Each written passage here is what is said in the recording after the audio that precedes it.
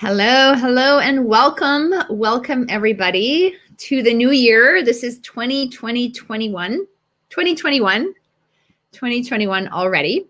And I am super, super excited and happy to be here. It is the first week of our new year. And I think this is absolutely going to be the best week of the year. And not just the best week of the year, but I think you can really make this the best week of your life. And one thing I'm excited about today is that I'm not kicking off the new year by myself. I'm actually kicking off the new year with Christina and Christina Foisy. That's right. Okay. I said it once correctly, and then I was always second guessing myself. And today we are going to be talking to you about how you can really break down the barriers and resistance that you have that are in your way, so you can continue throughout your 2021 with ease and a flow. And I think this is something we talk about a lot in our work: is how can we achieve a peak level of success without having to struggle or to hustle. So if you're tired of getting in your own way and you wonder why things might initially seem like a good idea, but then something in your world stops you in your tracks, or maybe you see others achieving success and it being easy, but don't really know that it's possible for you. It is possible for you. And we have some really simple strategies that you can walk away with today, and a new way of thinking that we want to encourage you to adopt, at least for today. So you're going to take your filters off and just open yourself up to possibilities. Because if you are ready to say 2021 is going to be my best year yet, you are absolutely in the right place. So for those of you that don't know me, I'm Larissa McCooch. I'm an author, speaker, and CEO of Larissa McCooch Coaching, and I help people unlock their magic and become what they're capable of being by releasing where they're stuck and taking action on it. And I'm so excited that Christina is here because she is an evolutionary astrologer and tarot reader. And that's really, really cool. She's also a Ph.D. candidate in Medical Humanities and a world-renowned artist. She like totally infuses research-based approaches into the work she does.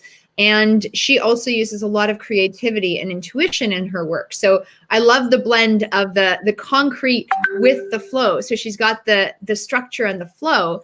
And she really does help people erode any beliefs that don't serve them. So you here can achieve your highest potential.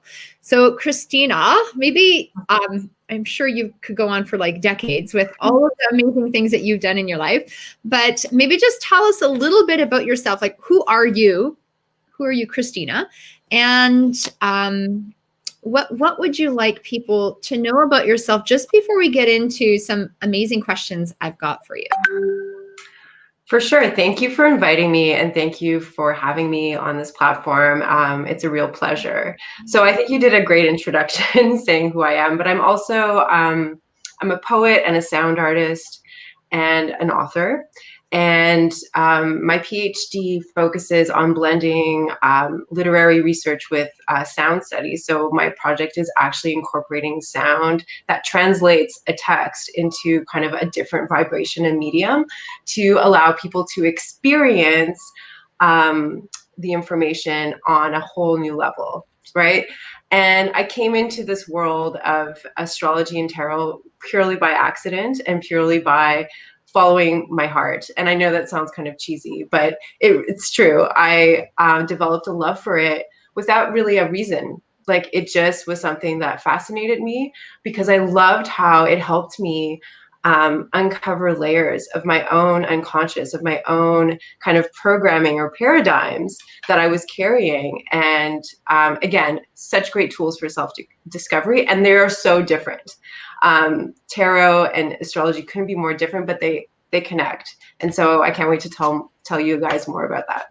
Okay. And so I want to, first of all, I know like you're like, oh, I just followed my heart, and that might seem crazy, but honestly, when you follow your gut, when you follow the intuition, that is our best tool and our best resource. It's like those machines that find metal in the ground. You go to the beach and you comb the beach for the hidden treasures. And that's what our intuition is. It's helping us uncover those hidden treasures that make a world of difference. So you mentioned tarot and astrology being two different things. And for me, I mean, I'm just learning about this world. I'm definitely not well-versed in it, but I do see other people that are well-versed in it that can explain how it's relevant to me. So that's why I wanted to invite you here. But can you just explain to our viewers, what is astrology? What is tarot? How are they the same? How are they different? And like, maybe we can debunk a few myths in just a little bit. For sure. Yes, there's a lot to debunk for sure. So just to keep it simple, tarot is an imaginative and an intuitive modality. So, you have your cards here. This is my first deck of cards that I ever got. Wait, I'm trying to get it on the camera. It's very, you can see they're very well worn and well used. They were given to me when I was 16, when I had no idea what tarot was, and I just started playing with them.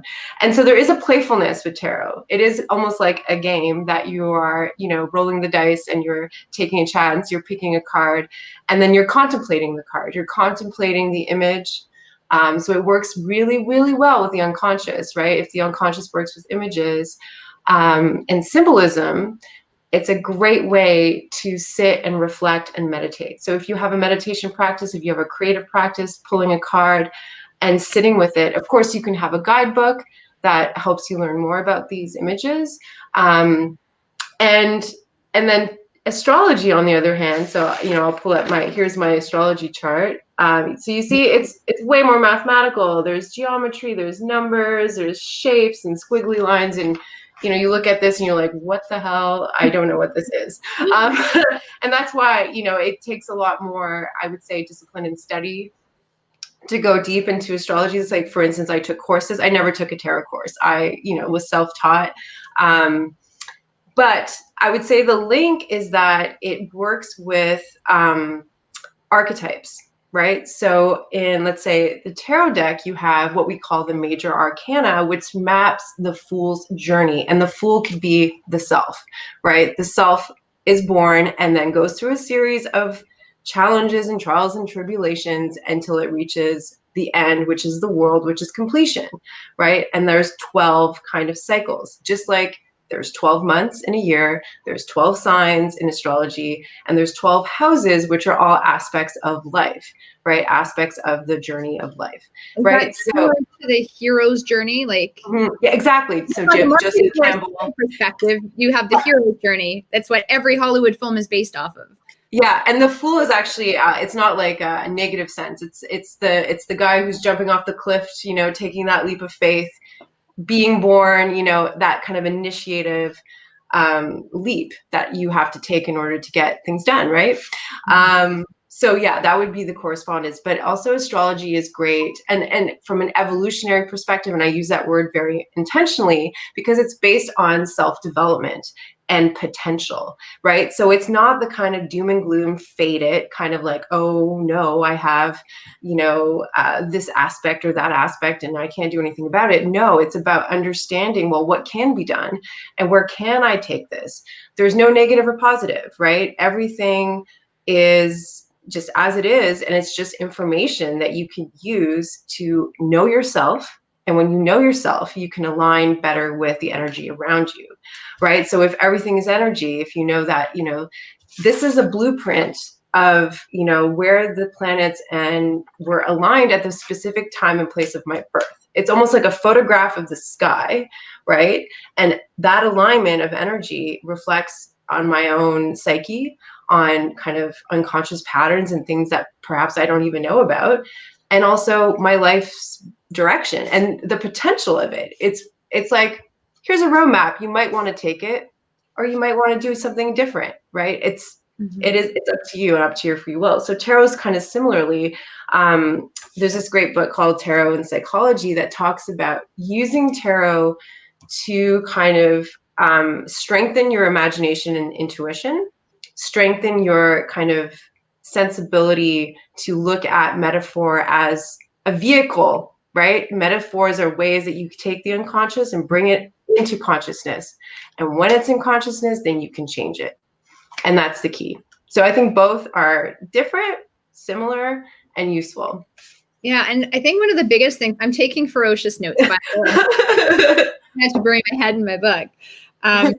So one of the things that I really love that you said is know yourself to align yourself better with the energy around you. And if you're sitting here watching and you have a notepad or a pen, I would really strongly suggest you write that down, because I think when you do know yourself better and you can align with what nature really hands you, that's when everything is going to be easy. So often we talk about working hard or having to hustle. And yes, you do, but you were born at a certain day, on a day, at a time, in a certain location in the world for a reason. And I truly, truly believe that nothing happens by accident. Everything happens for a reason.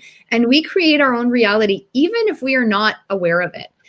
Looking back, it's often humorous at some of the realities we create for ourselves. And we're like, well, that was terrible at the time. But when you look back and you adopt the lessons and you learn from the lessons, it can be a really beautiful and powerful thing. I think personally, all of the most awful things that have ever happened to me, I am extremely, extremely grateful for, because I've chosen to take the time to look back and learn the lessons instead of just dwelling on them. I used to dwell and dwell and dwell, and my life sucked. And then I'm like, well, how can we make this a little better? But the more I started to get to know myself and what I truly wanted, and started working with things that were easy for me, started working with things that were natural to me, started doing things that I really loved to do, it got easier. And when I started exploring, I'm definitely not as well versed as you, but when I started dabbling and exploring and reaching out to people for astrology readings, it was really fascinating, because it did help act as a guide. And it allowed me to create opportunities, or to notice opportunities I might not have noticed otherwise. And sometimes they came in very different forms than I expected. I'd have them say something and I was expecting it in a certain way, but when I look back, it happened exactly how it was supposed to be, and it looked totally different. But I was able to recognize that. And sometimes we need to step back. We need to calm down to speed up.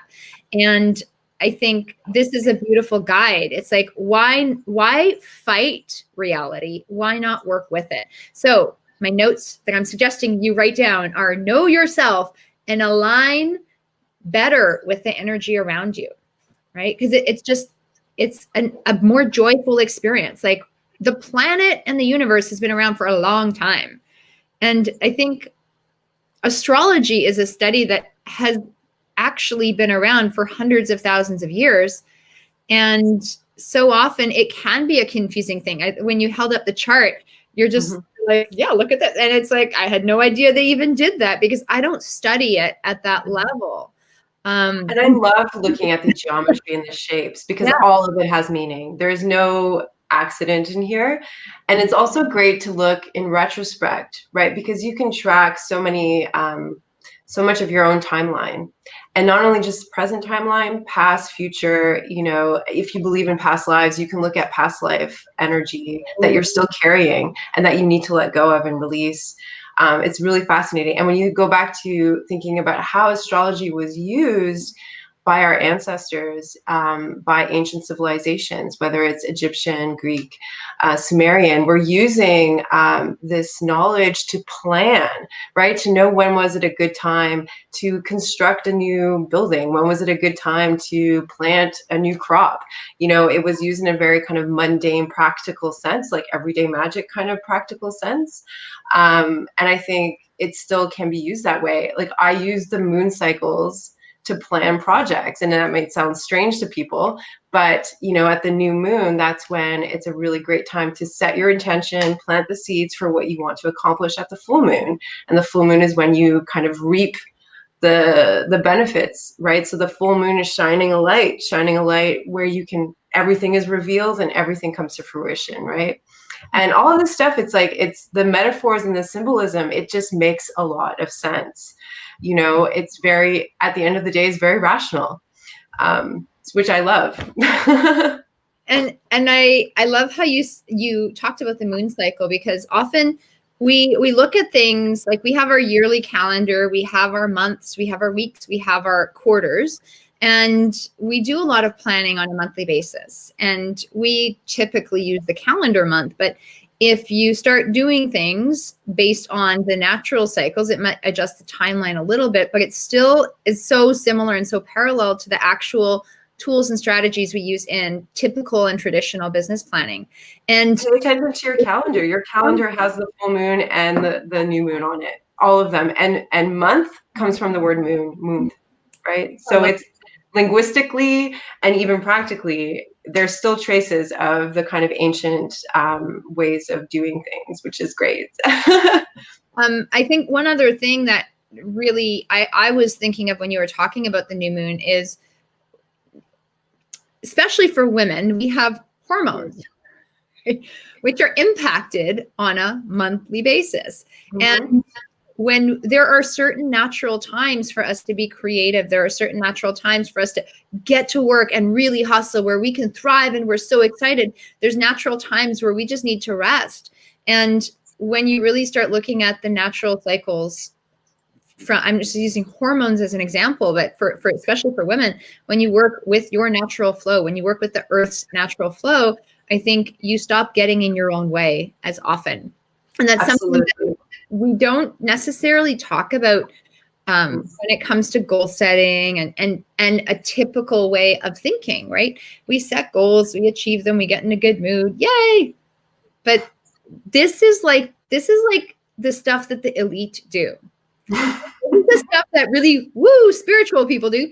And also these kinds of tools are things that the elite actually adopt and really have in the back of their mind, because these are ways that can make things better and can decrease the resistance. So when it comes to, obviously, when you work one-on-one with someone, you're looking at their individual chart and really customizing things for them. But are there any universal trends or astrological predictions that you can give us that we can at least watch out for this coming year? Yes, I thought you would never ask. I'm so excited. 2021 is going to be a really big pivotal year, just like 2020 was, but in, I would say, a more positive sense. So astrologers have been talking about 2020 for many years because of the Great Conjunction and this new beginning and the kind of structures that were going to fall away, whether it's on a personal level in terms of your own belief systems and what you believe to be true and what really matters to you, but also on a geopolitical societal level, right? And we're seeing that actually manifest in terms of activism being really sparked and being people taking to the streets and demanding change. We're seeing it in how we structure our days, where we're working from home or we're using technology in different ways. Communities are coming together to share more resources, to work together in a very collaborative way that we used to think, well, that's impossible, we can't do it that way. 2020 has really challenged us to think differently about what is possible and what matters, right? And really cutting away the fat, right? Cutting away the excess that, this isn't necessary anymore. And 2021, so there's an astrologer that I really love. Her name is Heather Ensworth, and I think you shared one of her books on raising vibration. I bought it. I was I bought it, right? Yes, that's awesome. So she talks about, she uses this midwife metaphor, right? So that we're all kind of, as souls, as beings of energy, we're all kind of at this threshold where we're almost, she gave like the metaphor of the birth canal, like we're like in that kind of liminal space before actually stepping into the new world, the new set of consciousness. And she's saying that this is a really good time to examine our relationship with the earth, right? So as human beings, like our relationships with each other, but also how are we working in synchronicity with the changing planet? And how are we healing the planet? How are we healing ourselves? How are we healing our own trauma to heal the planet's trauma? And that it's a symbiotic relationship, and that that's what the cosmos is trying to teach us right now. It's trying to say, hey, you guys need to pay attention. And it is a call to action. It's a call to action to really listen and pay attention to the messages that we're getting that might seem, how could I say, abstract, but they're not. They're actually quite intense. So Saturn is moving into Aquarius, which is big. I know, like, that might not mean anything to anybody. But Saturn, which is the planet of structure, of social structures, of social hierarchies, of It rules our bone, our skeletal system, right? Our bones, literally how we are structured. It rules over Capricorn traditionally. It's moving into the sign of Aquarius. And Aquarius, that's the rebel. That's the revolutionary. Like, hey, we got to do things differently. We need to innovate. We need to think big and think about all of humanity, not just ourselves. And the last time Saturn moved into Aquarius, which is why I love astrology, because you can track historical shifts, was 1994. What happened in 1994? That was when the internet came to our homes, right? Like people were starting to get access to the internet, and that changed our world. Like I grew up in the 90s, and I think about how different my life is today from, what I had access to, the information that we have access to, and how it really, and there's pros and cons to it, right? There's, great, people coming together through the internet, and also there's a lot of misinformation that's spread through the internet. So, you know what I mean? It's neither good or bad, but the energy is asking us to dream big, to think about what is possible. And even though it might sound crazy and totally out there, it's time to implement it. It's time to do it. And it's time to have a lot of faith and hope in what we are capable of doing collectively, and in right relation to the planet. And the other big thing that's happening is that Uranus has been in Taurus for a few years now, but it's going to continue in that cycle. So Uranus, again, is the planet of big changes. It rules Aquarius, so kind of similar energy. And Taurus is what we love and value, what matters to us. How do we sustain ourselves? What is our resources, the food we eat, how we live on the planet? And it's asking us to rethink what matters, rethink what we love and value, rethink our resources. Yeah, so I think there's going to be a lot of restructuring going on, and that might seem really scary for people. I understand that, but I'm always like super excited by these things. So I think it's about, again, if you know where these planets are falling in your chart, it's great because that way you can plan. So for instance, for me, these planets are falling in my third house, which rules communication, thinking. And I'm starting this program, Thinking to Results, which totally aligns with all this stuff, right? Changing how I think, how I communicate, my writing, my speech, that kind of stuff. But for you, maybe it's falling in your first house of identity. Maybe it's falling in your ninth house of higher learning and mystical knowledge. Maybe, so when you work with an astrologer, or when you download your chart online, there's tons of resources out there like astro.com or Cafe Astrology. You can, put in your information, time of birth, that kind of stuff, and poof, it pops up. And you may not know how to understand it. You can work with an astrologer. Sometimes online they give you little write-ups, but it's really, really helpful to know where these energies are. What are they triggering for you personally? And then knowing that it's going to be reflected in society as well, because we're all going through this. We're all in this together, kind of thing. So yeah. So I want to just recap some of it because I think it was genius. It was amazing. So 2020 was essentially, I love how you recap 2020, as in when you said it challenged what's possible and what matters to us. Mm-hmm. It really, it rocked the boat. People have been predicting 2020, something big is going to happen. And it was the year of perfect vision. And for many people, it really, really was, because it gave us the opportunity to really rethink what is key and what's important. And in 2021, we're really looking at, paying attention more to ourselves, so we can really position ourselves for that better life that we're looking for, or for any life that we're looking for. And I think one thing that you really mentioned that stood out to me, because this is like the theme of always my theme, but the action, right? 2021 is about action. It's not just recognizing the opportunities.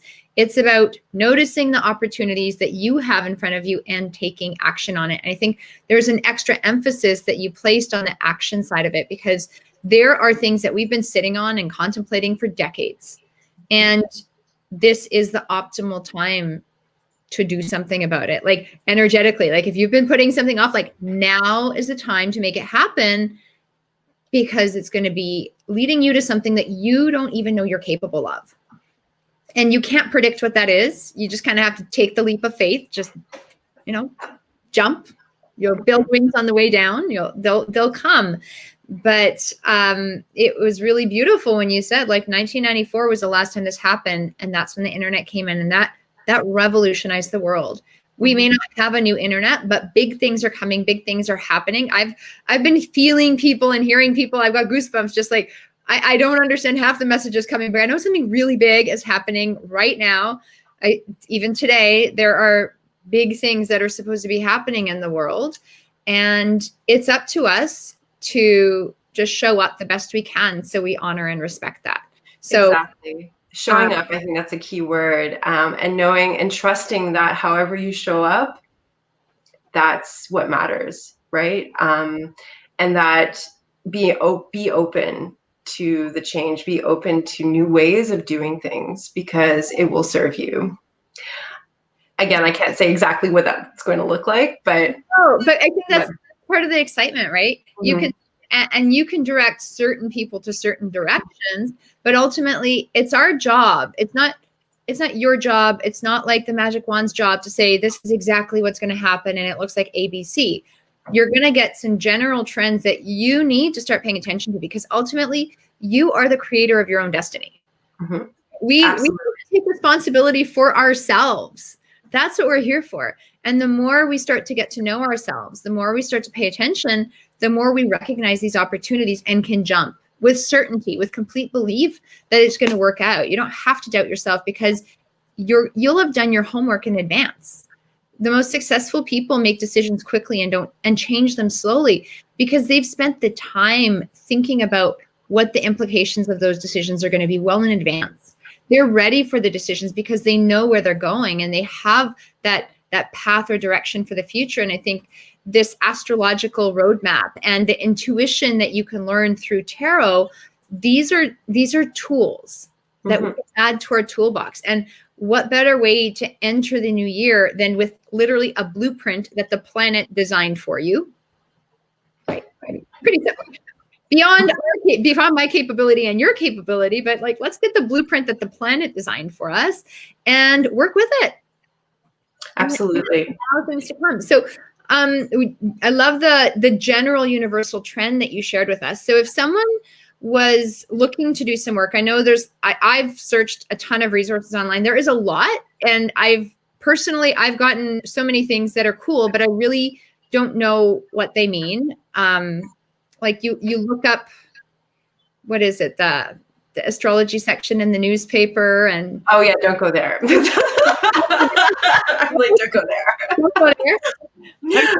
That's what I call cookbook astrology, right? So it's the entertainment, right? Sensational, like, okay, so don't. It's like the equivalent of a fortune cookie. And I feel like that in some ways given astrology a bad rap, because people will read that and be like, oh, that's not true. That's not what's happening to me. Like, how could two people of the same sign be the same? Well, exactly. They can't be, because they have a bunch of other planets in their chart that are doing different things and in conversation in a very different language, right? So, yeah. So if you are versed in astrology, clearly you know where to go and what to do. Yes. But I think if someone was interested in learning more and really getting some guidelines for, like, okay, like, I want to learn more and dive deep, or I want to just get my ideas and I don't want to learn more, but I want to know what my blueprint is so I can work with it. How would you work with them? So you do one-on-one readings with people? Absolutely. So first of all, I will share the chart with them, and I do a video recording. So the chart is up and you get to see it, and I map through it. And of course I do a call with the person ahead of time to see what they want to focus on, what area of life. And I really focus on potential and transformation and goal setting and that kind of stuff. If somebody wants to learn more, like outside of a one-on-one consultation, I can recommend astrologers that I respect and that I've learned from. So there's Pam Gregory on YouTube, who's amazing. Heather Ensworth, also on YouTube, who is brilliant, also has a PhD, and is a psychoanalyst. Again, there's a lot of themes between psychoanalysis and astrology. and Rasa Healing also is great. So those are kind of like the three that I follow on YouTube. And YouTube is really how I learned, right? I didn't understand what these people were saying, but I just kept listening to the videos because I loved them. And then you learn more and more. And if you want to download your chart, there's lots of free resources, but the most reliable, I think, is astro.com. So astro.com, very simple. It's been around since the 90s, online, like 1994. And it's great. Some really famous astrologers are, writing articles. So you can explore on your own. You can, it's going to be slow and you have to be patient. You're not going to have, and that's why, working with an astrologer is it's quicker, right? You get all the meaning, all the analysis in one shot. And you get to look at the birth chart and the transits, right? So the transits are what's happening today and how is that influencing your actual birth chart and where you're positioned. So those are some resources that I would recommend. And evolutionary astrology was invented by Jeffrey Wolf Green, and he's brilliant. He also changed my perspective of astrology because he really focuses on Pluto, the planet Pluto. And a lot of astrologers don't talk about Pluto because that's the unconscious, that's the scary lord of the underworld, right? And nobody wants to go there. But he discovered how working with Pluto in your chart is really a great way to identify the unconscious patterns that are getting in your way and to resolve them by going to kind of the opposite energy, integrating the opposite energy to kind of balance out where you're out of balance in a sense. And so that's the kind of school of thought that I use when I work with clients mostly. That's what people are looking for, is changing and transforming their lives. So that's what I would recommend. Right. And so your website is sticksandstones-tarot.com. So we'll make sure to put that in. I think it might be in the description. We'll make sure that it is up on the site if anyone does want to reach out to you to do that. Because I think obviously the more tools and resources and the information that you have, the better decisions you can actually make. And there is no one size fits all. And I think that's the beauty of working with someone one-on-one. I perhaps one day will learn more, but I'm really happy just, spending my hour or two every few months getting my updates, because it really does make a difference. The world is changing, and the more resources you have to work with it, the better. So generally right now, you've got to start making some changes and start showing up like the person that you want to be. Stop sitting on the fence. It's not a comfortable place, and take action on the things that you're looking for. So is there anything else that you would love to leave people with before we wrap up? Just that everything is energy, and learning the roadmaps and learning how to work with your intuitive imagination and with kind of the guidelines of the cosmos is the best way to live, I think. And I'm always open for people, if they have questions, if they want to learn more, I'm happy to discuss. So get in touch. Thank you. So you can get in touch with Christina at sticksandstones-tarot.com. And it's also on Facebook or Instagram. So my Instagram is at @cfoisy, so SEE, my last name. Also can direct message me on Facebook as well under my name. Okay, we'll put that on there as well. We'll put that in the description.